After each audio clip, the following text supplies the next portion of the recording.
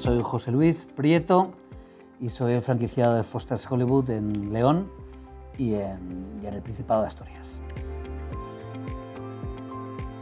Foster's Hollywood es un restaurante que tiene concepto americano que nació en Madrid en 1971. Y eran un grupo de amigos de California que estaban trabajando en Madrid y tenían morriña o echaban de menos su comida y decidieron abrir un restaurante de hamburguesas y así nació Foster's Hollywood.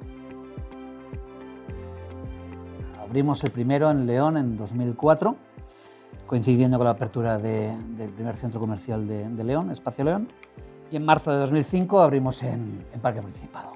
En 6 meses abrimos 2. Para mí era un concepto de garantía. Uno de mis grandes aciertos, con diferencia, es haber elegido una franquicia como Foster's.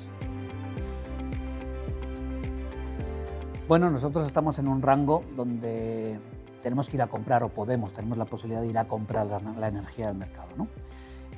Lo que tiene que ser un plus también es la calidad, la calidad del servicio. Entonces llega un momento en que si la diferencia es pequeña, te quedas con donde has estado a gusto y donde te has sentido bien atendido.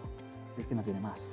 Van a estar ahí, van a estar para darte todas las facilidades del mundo, aún en crisis energéticas donde ha habido meses que he llegado a pagar más de energía que de alquiler. Siempre han sido súper colaboradores conmigo, hemos sido muy llanos y es de agradecer, porque esa parte ya no me preocupa en la cabeza y eso es oro puro. Entonces yo encantado con Mais. Continuamos